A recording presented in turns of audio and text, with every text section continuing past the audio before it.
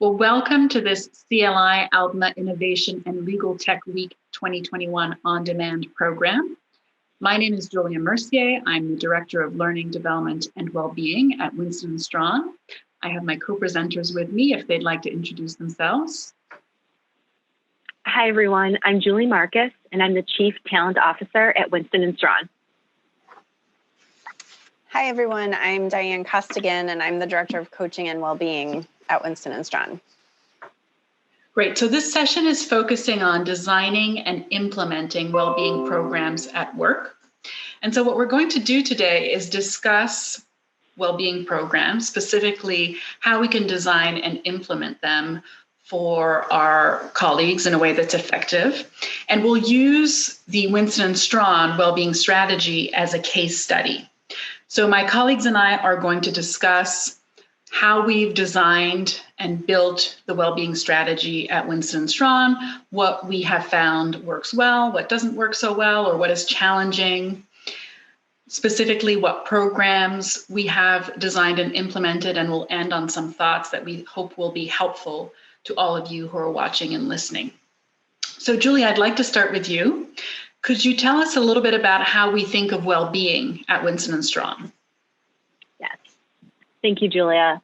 At Winston Strawn, when we think about well-being, we look at that in terms of holistically, making sure that we are taking into account all the components that go into well-being. So what are those components? The components first include physical health.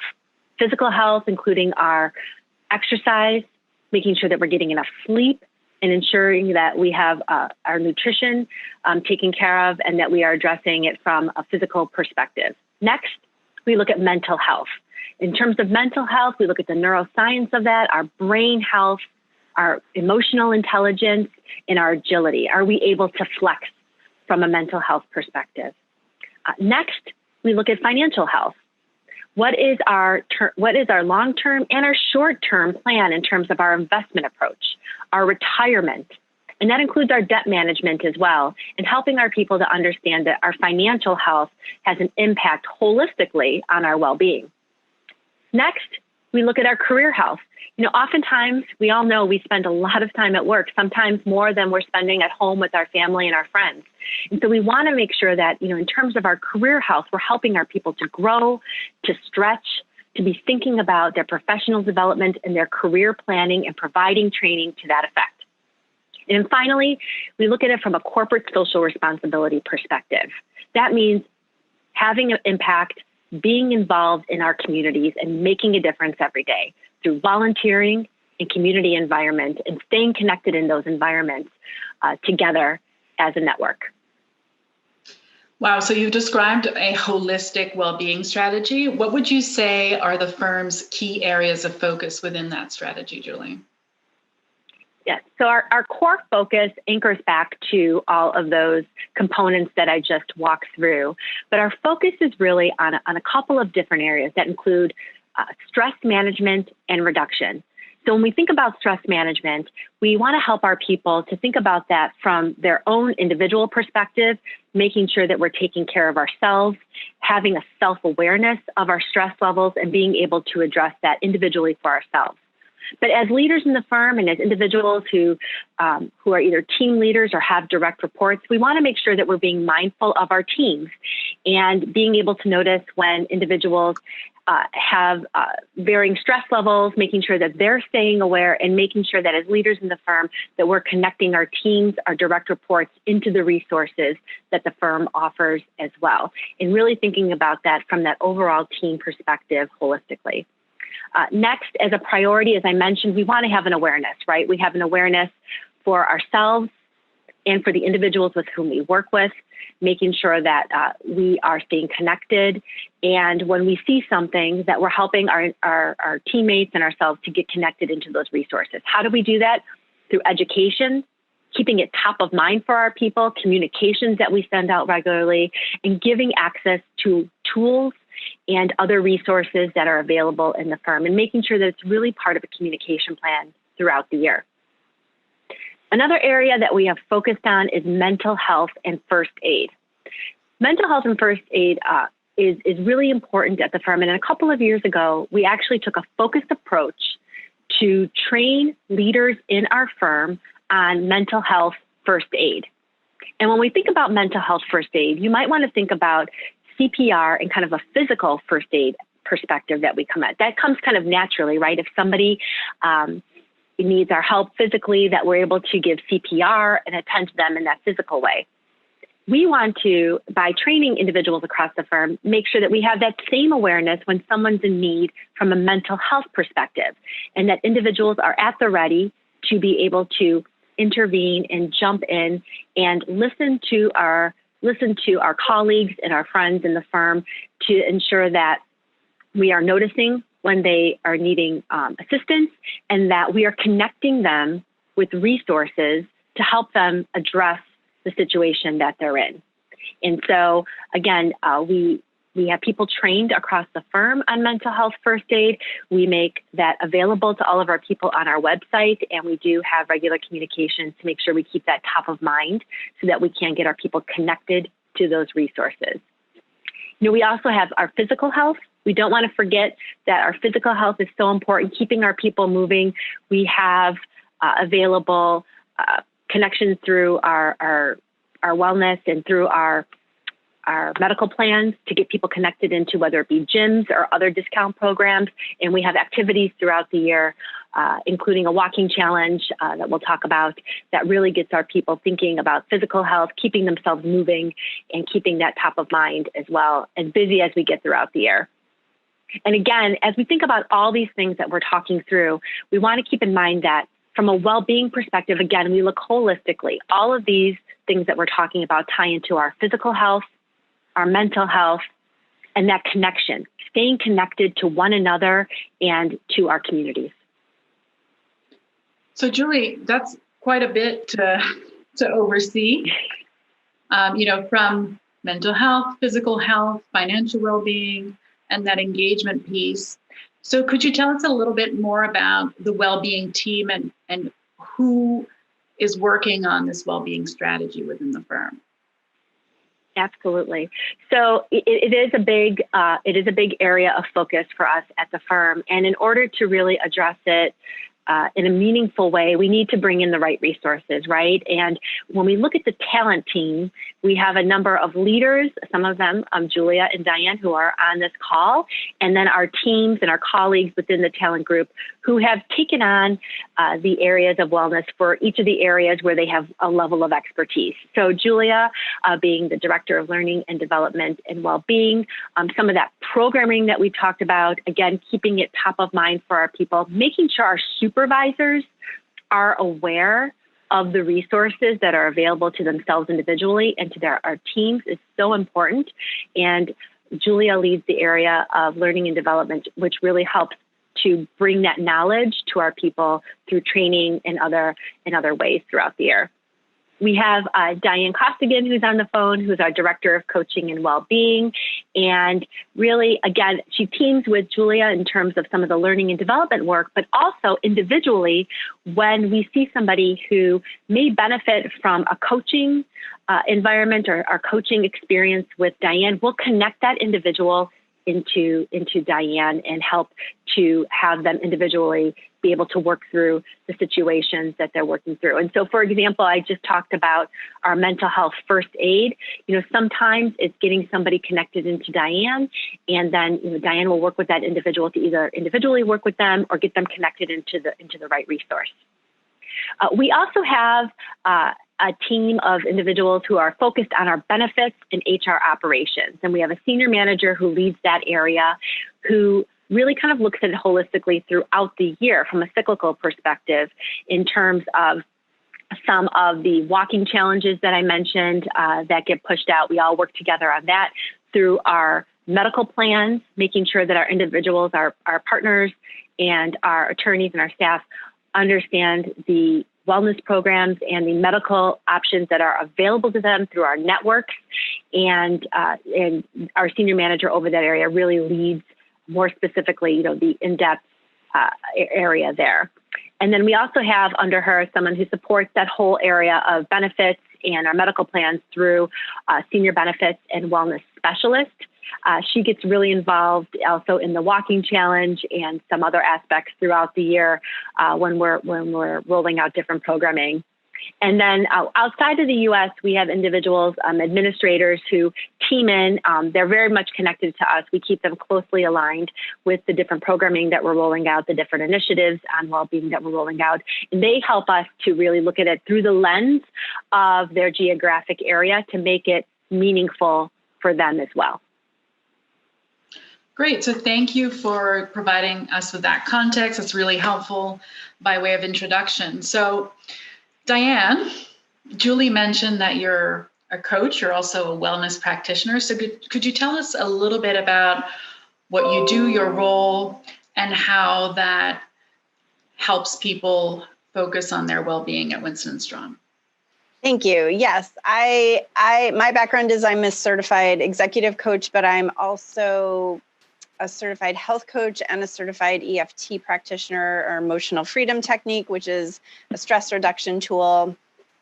A lot of what I do on a day-to-day basis is provide coaching, which, as Julie mentioned, is actually part of our overall holistic well-being strategy. And then I provide, I also try to curate tools that we can either partner. I often partner with Julia on the training side to do some training around the tools that we like to use or suggest, such as EFT, such as meditation. We have a big focus on meditation and mindfulness, breath work, things like that. And all of the tools that we've really focused on are all self-administered and ones that you don't need to pay for and that you can do on your own. So that's a big part of, I would say, tool curation to support our bigger strategy is a big piece of that. But I think it's important to really note, and I think Winston is very innovative in this regard, that coaching itself, providing one-on-one individual support, and sometimes in a group setting, individual or group setting support for people's professional development is in fact in support of their well-being. So for example, a lot of the things I coach our lawyers and senior staff on would be things like business development. Business development is very stressful and anxiety producing for lawyers. So to be able to have customized support to really figure out what they're good at, what they're not good at, and get some strategies and tools to evolve and be better at it really does impact their stress levels and their overall well-being. Something like leadership, Julie mentioned earlier, we focus on stress reduction, not just for the individual, but for the impact that they may be having on their teams. So when leadership is not done well, it can have a ripple effect.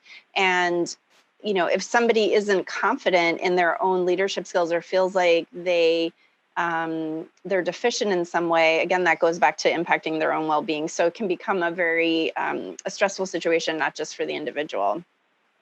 Other just professional development topics that I might coach people on would be things like time management, how they're communicating with people, interpersonal relationships, and then of course, just their overall, what am I doing with my career? Am I on the right track? Do I want to be on a different track? If I'm on the right track, am I progressing well on that track? And I would say another area that we focus on that can have an impact on well-being is lateral integration. We do a lot of lateral hiring, both on the associate and the partner side. And if there are bumps in the integration road, that can really set the person up for their tenure, the rest of their tenure at the firm. So those are things we kind of pay attention that might not necessarily scream out that they're in support of well-being, but to the extent that any of those things are not going well for an individual or a group, again, it really can have an impact. So that's kind of how I would say we use coaching specifically as part of our strategy. Great. So let me add learning and development and training to the mix. So at the firm, we have a holistic, I think we can't use that word enough during this session, but we really have we take a broad view of associate and professional staff training and lawyer training in general. So we have training that's designed for junior associates, mid-level associates, senior associates, partners, and all of our professional staff. It's important for us to focus on professional staff as well when we think about wellness and well-being training programs. So first, I'd say what we do is that we incorporate wellness into everything we do. So if we're hosting a training session, whether it's virtual or in person, we think about incorporating some of those mindfulness programs or mindfulness techniques within the training session. We think about incorporating physical activity within that program. So we try to incorporate well-being, not just for well-being itself, but throughout all of our programs at the firm. In addition to that, Julie touched on mental health first aid. So that's a really interesting certification for those of you who are interested. It actually started in Australia years ago, and we now have mental health first aid across the world, including in the United States. So in 2017, we launched mental health first aid. We had some of our leaders, as Julie mentioned, trained in mental health first aid. And now we have over 50 of our professional staff trained in mental health first aid, and we plan actually to add about 50 more this year. And it's really a framework for conversations around mental health. So it trains individuals to recognize signs and symptoms of any possible mental health concern, and then to have an evidence-based conversation around those concerns and direct the colleague or family member or friend to appropriate resources. And we should say we're doing this on January 11th, 2021. When we first launched mental health first aid, we had no idea we had maybe an idea, but we didn't know the extent to which mental health would be important in 2020 and 2021. So we're very grateful that we were able to implement that and support our people through that program. And we hope that 2021 brings more calm, but we're prepared for mental health, to increase mental health first aid support across the firm. In addition to that, as Diane mentioned, we make sure that whenever we do a leadership training program or business development training program, we incorporate ideas around well-being and making sure that we support our people at the firm. And then we do specific training programs on well-being on topics like emotional intelligence, learned optimism, emotional agility, stress management. And this is Diane's doing, but I'll tell you a little bit about it. In the United States, the American Bar Association last year launched Lawyer Wellbeing Week. And Diane, what is it being called now? They're changing the name, right? It's called Wellbeing in the Law. Right. So as an initiative to include professional staff, right? So it's not Lawyer Wellbeing Week, but well-being within the law. And so we have a week of programming. We're among the firms that have adopted that week to focus on training programs around stress management, around mindfulness, around topics that support lawyer and professional staff well-being at the firm. So there's some sample learning and development training programs. And Diane, would you like to add something? Yes, I'm sorry. I forgot to talk about our health coaching when I was talking about coaching. So I just wanted to just circle back to that. So one particular aspect of coaching that we offer and that is getting a lot more traction, especially in this past year, as Julia mentioned, is quote unquote health coaching, where I might be talking to somebody, an individual, about various aspects of their health. All of the areas basically that Julie had identified. So I could be talking to someone about what they're eating. Are they eating? Are they eating not enough? What's the quality of the foods they're eating? Are they getting exercise? How's the quality of their sleep? Have they had access to their most meaningful relationships? Do they feel like they're living in alignment with their values? And sometimes that's where the career coaching comes in, or we partner with corporate social responsibility on the pro bono and public interest side. And then, of course, we could be using any of the tools I mentioned on the stress reduction side. Sometimes we are just working on stress reduction. How are they integrating work and life? Sometimes it is a little bit of confidence building or getting over imposter syndrome, which we hear a lot about and is very tied to mental health.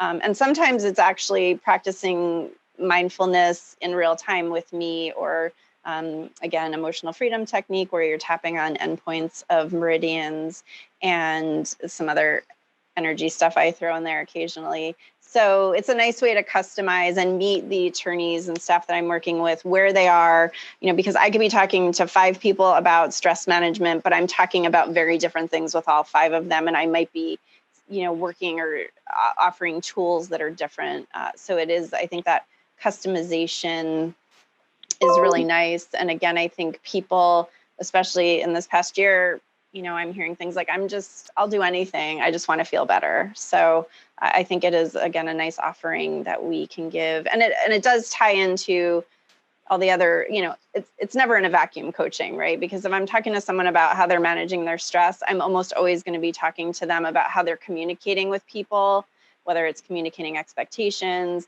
communicating boundaries, giving feedback, asking for feedback, how are they leading their teams? Probably also going to talk about how they're managing their time. So, again, it's all very related, and coaching gives us an opportunity to make it particular to each person and to bring in the health coaching piece if needed. Great. Well, thank you for adding that, Diane.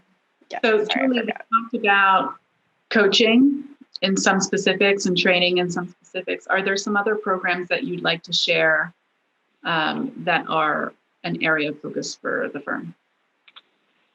Absolutely. So, one of the things I wanted to make sure that we mentioned is related to our employee assistance program, our EAP.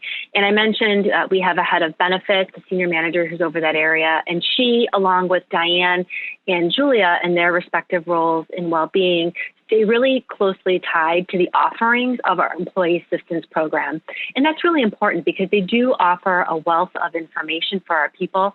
We can individually get people connected to our EAP, to counselors who can help them with 3 free sessions as they are dealing with specific issues. But they also offer a variety of educational seminars and ways for them to more broadly touch all of our people. And we bring them in for virtual trainings and for virtual meetings to help keep top of mind for all of our people the various ways that we could be taking care of ourselves. Even most recently with all the challenges that e-learning brings to our parents, they've even come in to speak on that topic. So it's really important to have that strong partnership with the employee assistance program. We also have mindfulness pop-ups. So it's kind of nice, it just kind of comes, it's not necessarily something that's scheduled really far out, but it's something that, we used to do while we were in the office, and we were able to easily translate, with Diane, to have these mindfulness pop-ups where individuals can tune in virtually to focus on kind of recentering and being mindful and kind of refocusing in the middle of our day.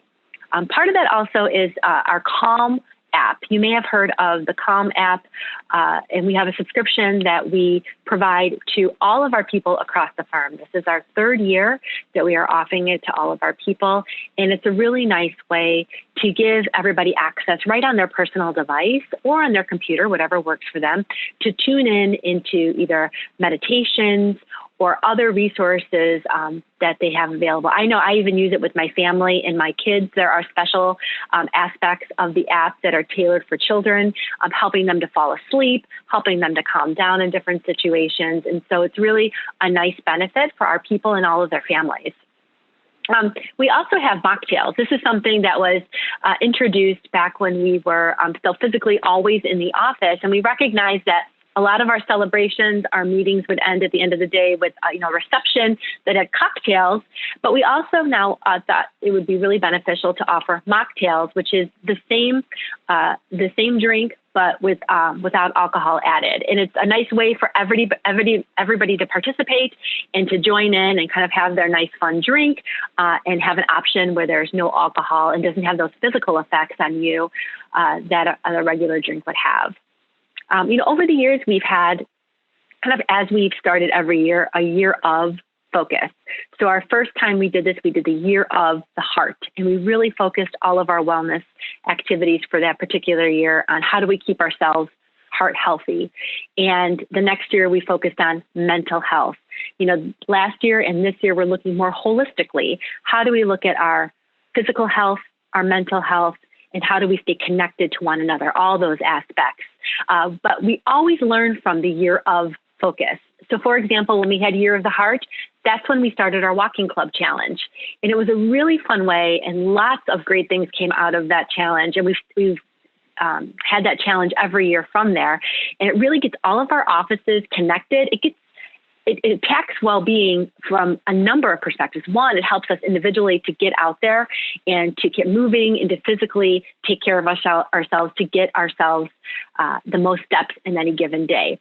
But the challenge aspect of it actually brought offices together. So we had offices compete, and it was a really fun challenge, over email, where we'd send out statistics every week to see who was winning, who had the most average steps, because we wanted to be fair across our smaller versus our larger offices. So it's based on your average steps per office, and really got people connected, not just within their office, but across the firm. And so that really helped from a well-being perspective, physically, and mentally, and connecting us as an organization. So that was something that was found in the Year of the Heart, and we've continued since then.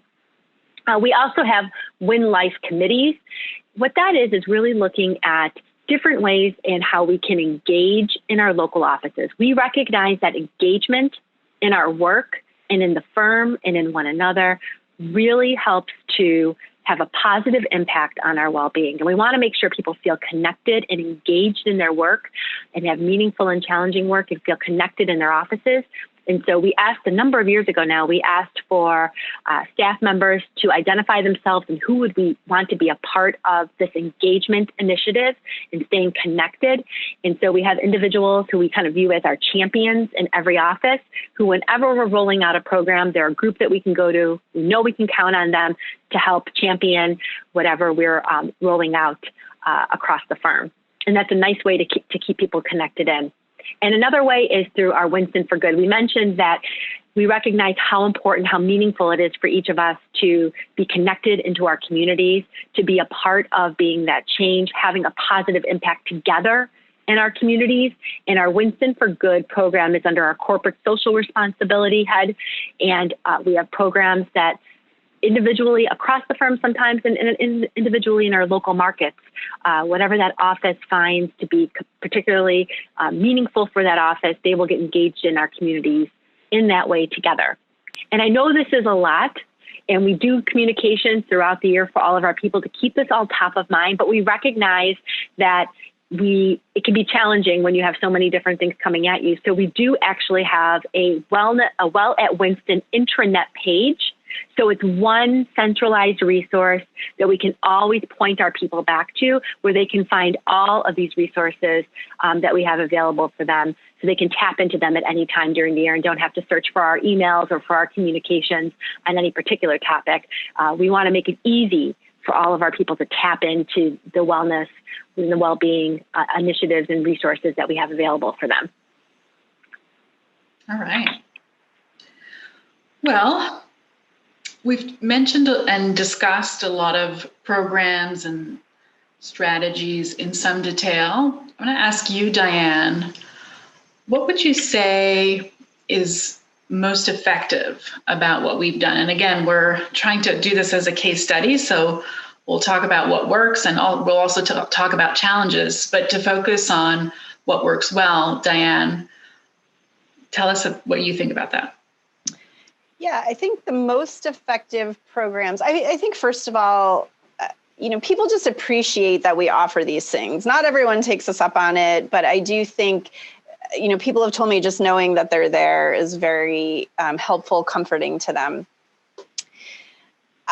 And for the most part, we have made all of these things, unless it's a lawyer-specific program, like in one of Julia's intensives, most of our well-being programming is open to both attorneys and staff. So we were a little bit ahead of Lawyer Wellbeing Week. And I think that was a really nice thing in this last year, especially because we were all home, and it was a nice way, to Julie's point, to bring that connection. So I think effective programs are open. They're not mandatory.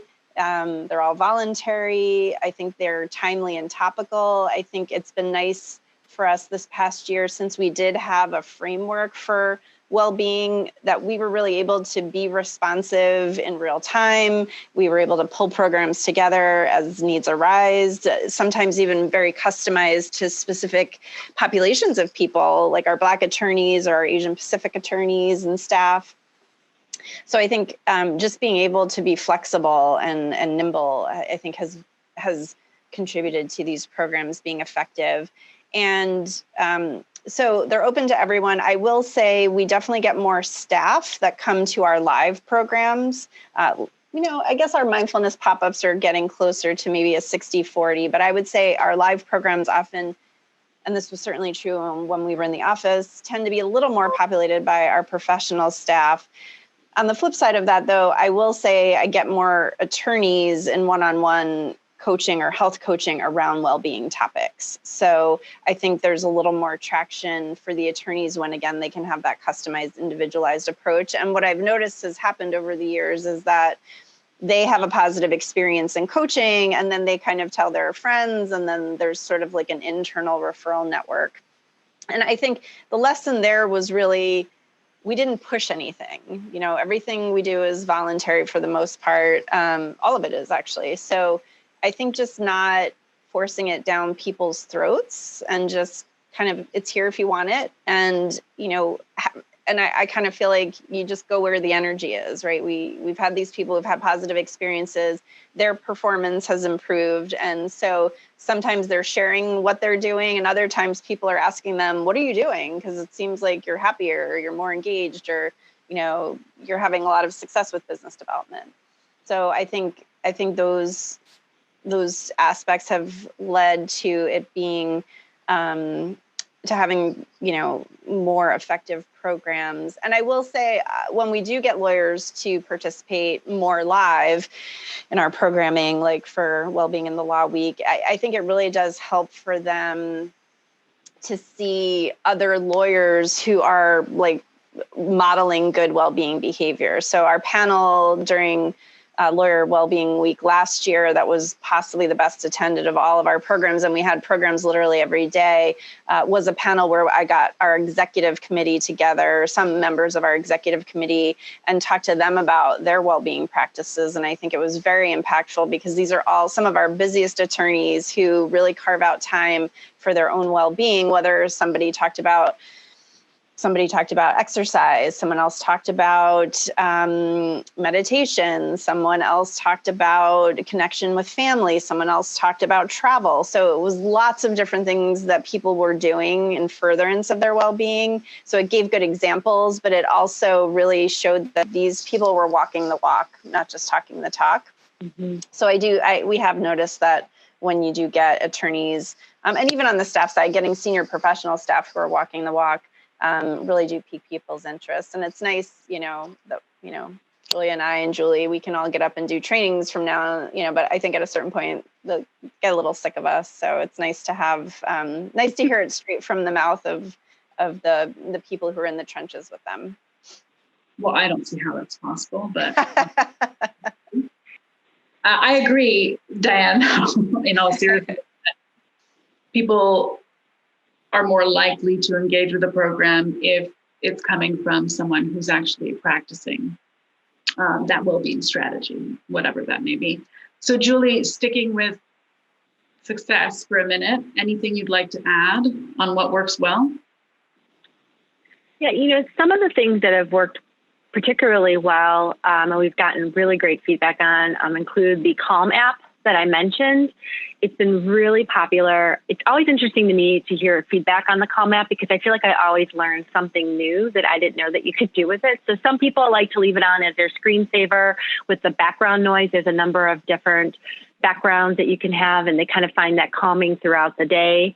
Other individuals start their day, with the daily meditation, and kind of find really that to be really helpful for them to kick off their day in the right way and kind of get them in the right mindset, if you will, as they start. Other people, use it with their families, as I mentioned. I've used it with my kids, and really find it to be a fun, engaging way to kind of keep it something that's fun and that you can kind of engage in and tap into, and it's really easy. And so again, it's I think the third year now that we're kicking off the Calm app for this year, and people really do find it very useful throughout their days. The walking challenge that I mentioned has been wildly popular. It's a fun, healthy competition that we have across all of our offices globally, which is really fun. And, people look forward to it every year. This year we shifted it a month, and individuals were really disappointed because they were anticipating it to be in June, and I think we had it in July this last year. And so everybody was relieved to know that we were still doing it. It was just shifted a little bit into the summer.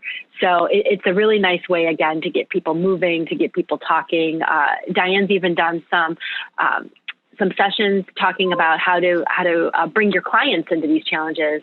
And so, either having a client call while you're walking and being able to engage on that level too. So it's been a fun way. People have been really creative in sharing pictures. We actually have an app now that we use where individuals across the globe share pictures from the walks that they're on or the runs that they go on. And everybody really enjoys seeing that and connecting with one another, especially this last year, where we've had this, desire to stay more connected. It's been wonderful to see those pictures and see our colleagues out there smiling and walking, whether they have a mask on, you could see it in their eyes or otherwise, and just having a lot of fun with it has been engaging for all of us.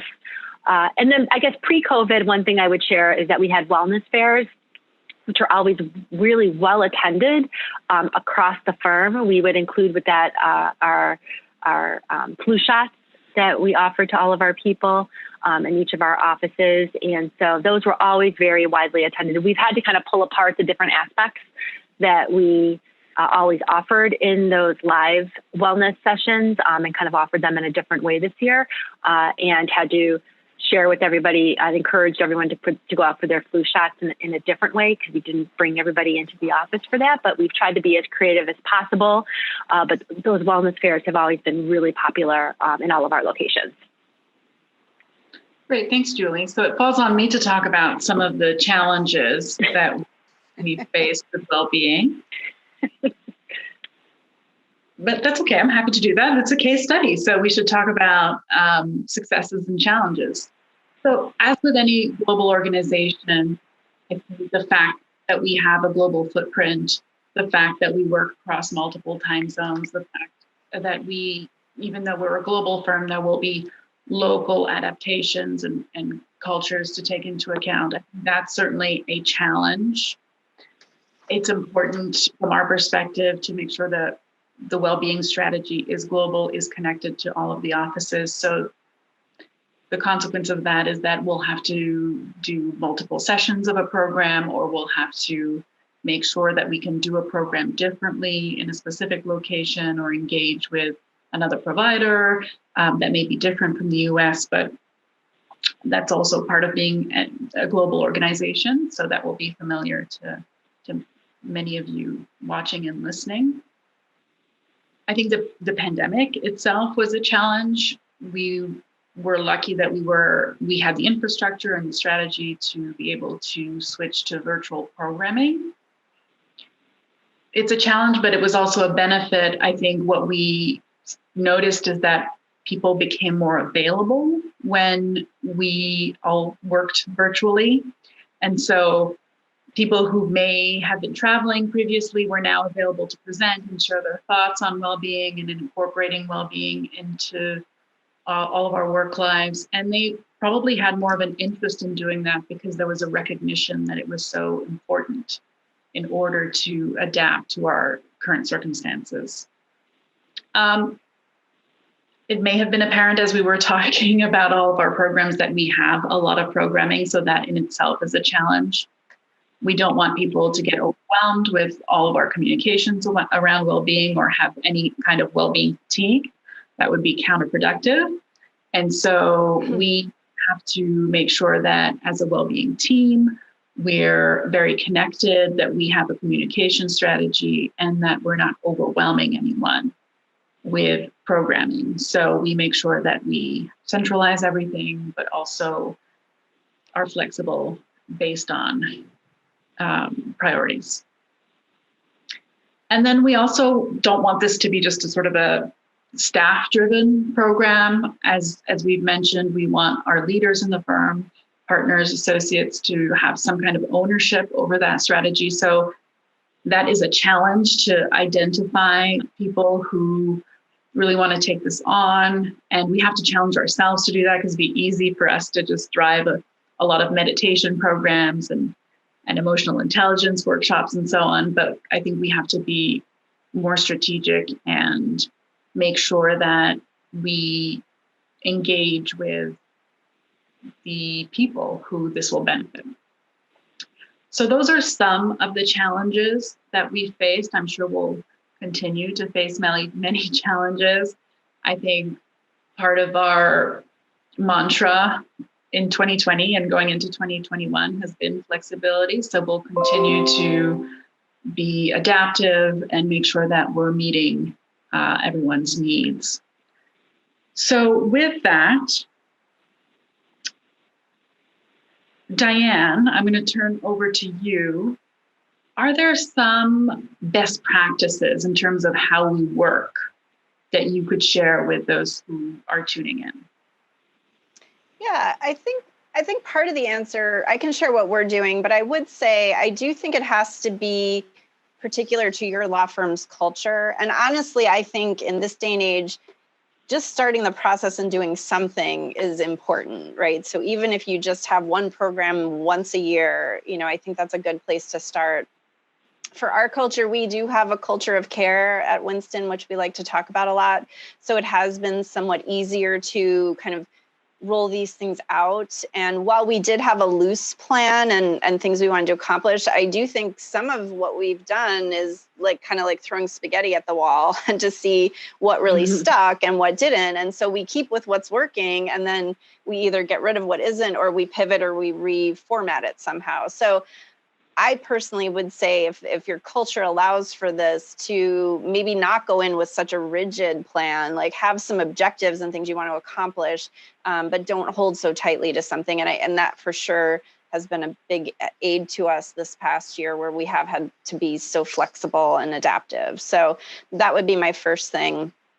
I think to Julia's point, timing for us is always a challenge, whether it's the different time zones we're in or just the workloads, especially of our attorneys. It's really, really hard to get people, we will have 75 people sign up for something, and then 40 show up the day of, and it's because they get pulled into different things. So we have found that it's really important to record things and then put them up on our Well at Winston site for people, just so that they can listen to it on their own time. And I think that's also why the COM app has been so successful, is because it can be on demand when it's needed.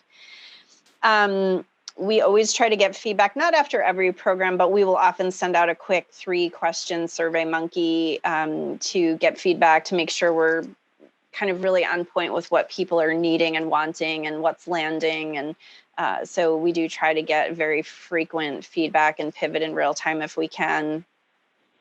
Julia's team handles this, thank God, but just providing CLE really does help, I think, get the attorneys to come, especially for things like ethics and some of our mindfulness and our stress reduction workshops. Our CLE eligible for things like substance use and I think ethics as well. So I think that's also been helpful to be able to, offer that for our attorneys as a little extra benefit.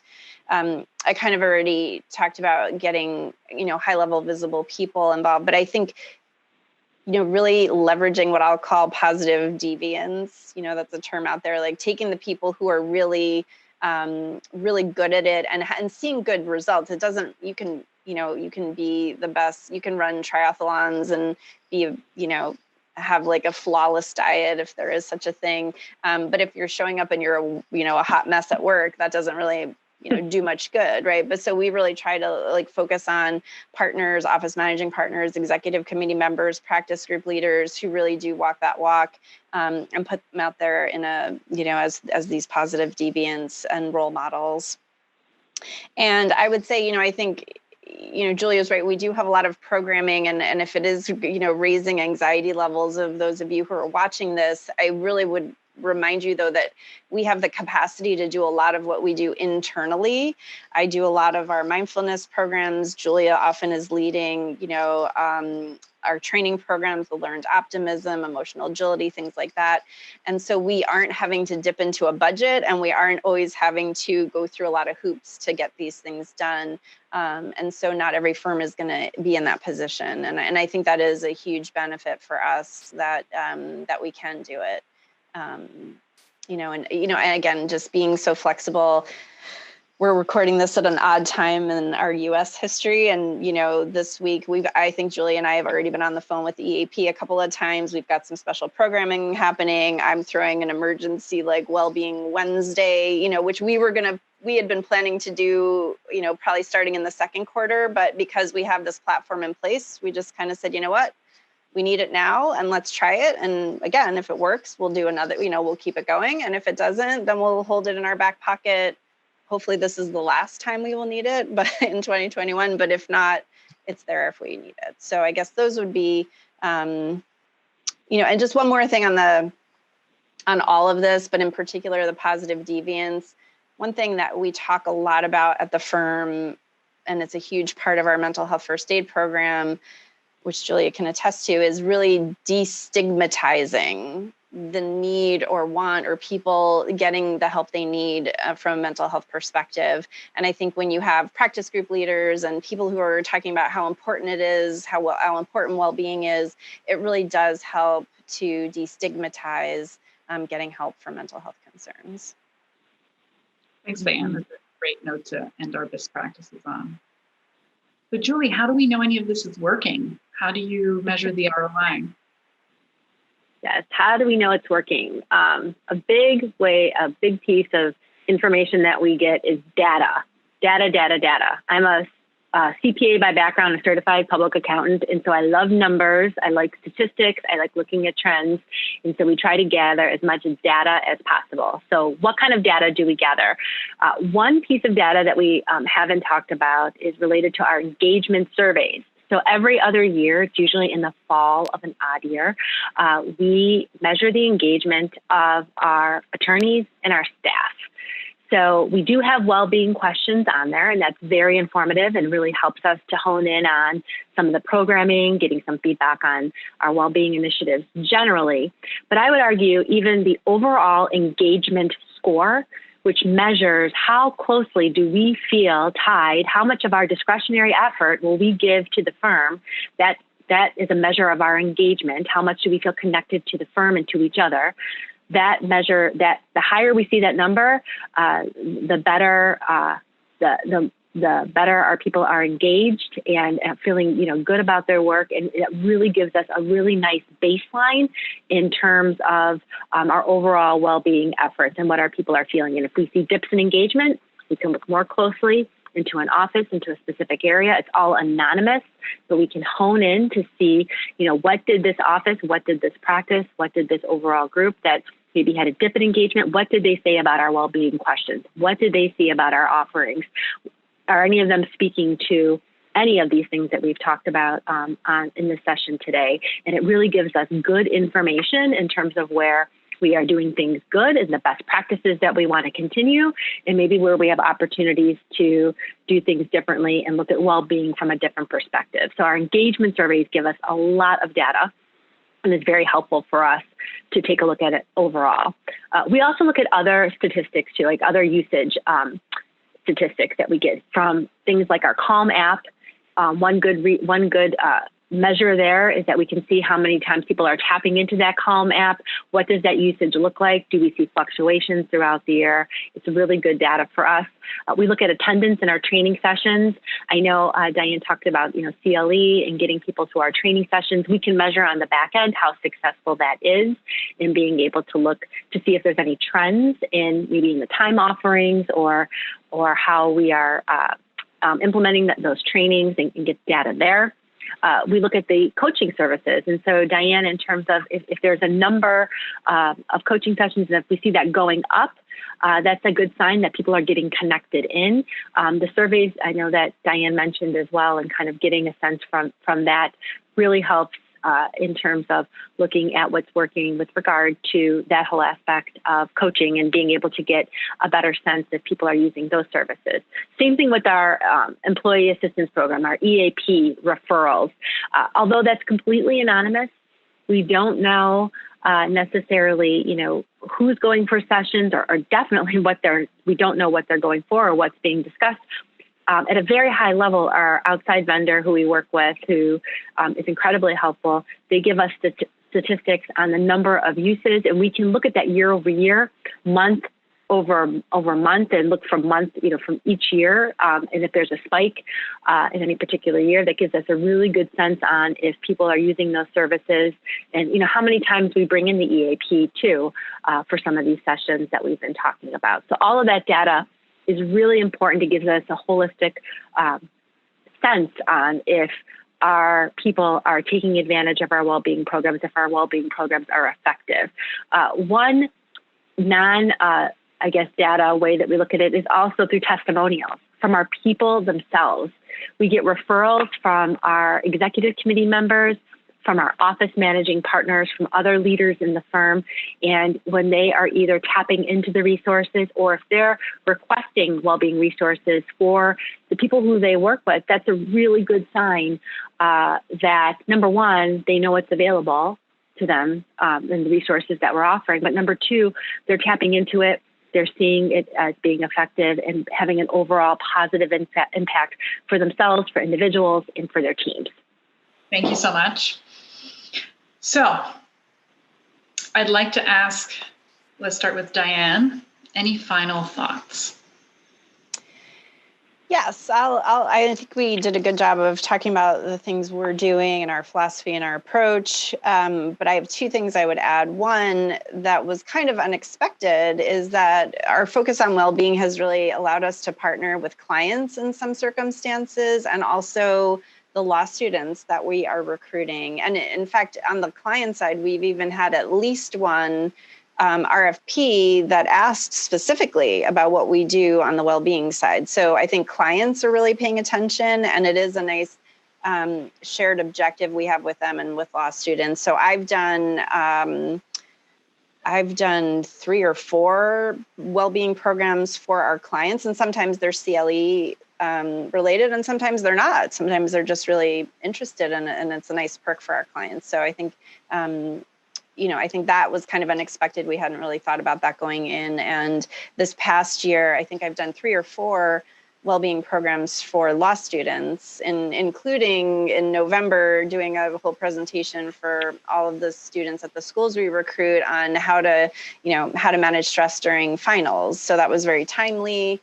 It was very relevant, and we got to Julie's point, we got a lot of nice, notes back from the students. So I think that was something that I hope we see a lot more of, and just a nice indicator of, that this is something that the entire legal industry is interested in, rightly so, and hopefully it will continue to move forward in that regard.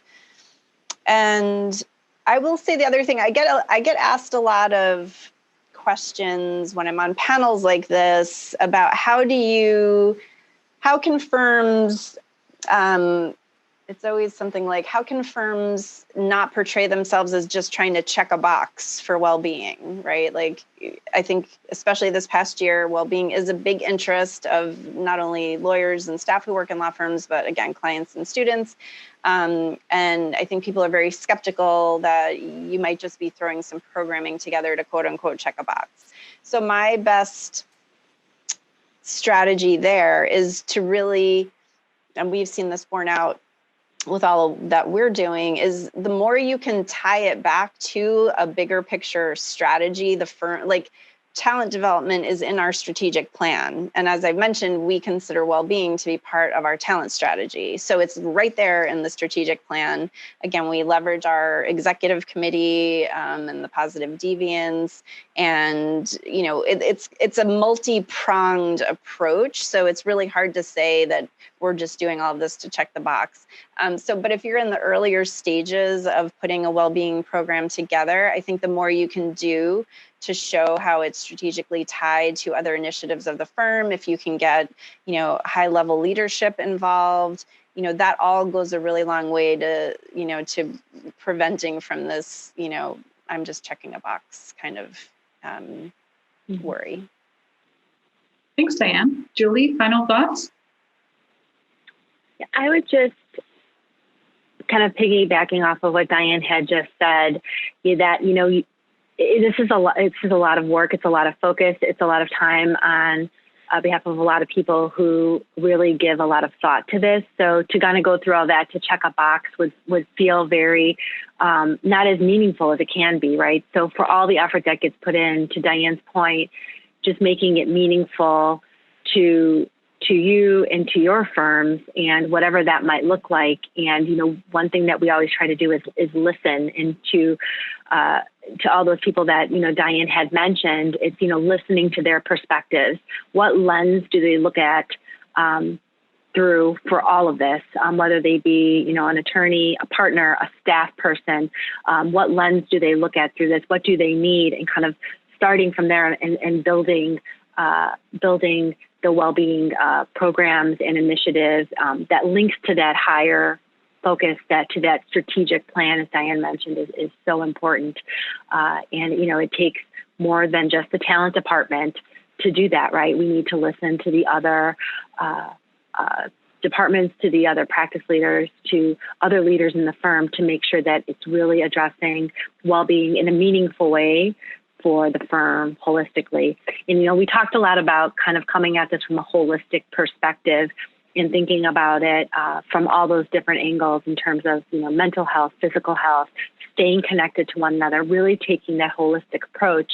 But what ended up happening, right, is that we took that holistic approach as we were building this. And what we found is that it's had a holistic impact on us as individuals. It not only helps to improve our relationships and our work experience, but also our personal experience, especially this last year as everything kind of came together.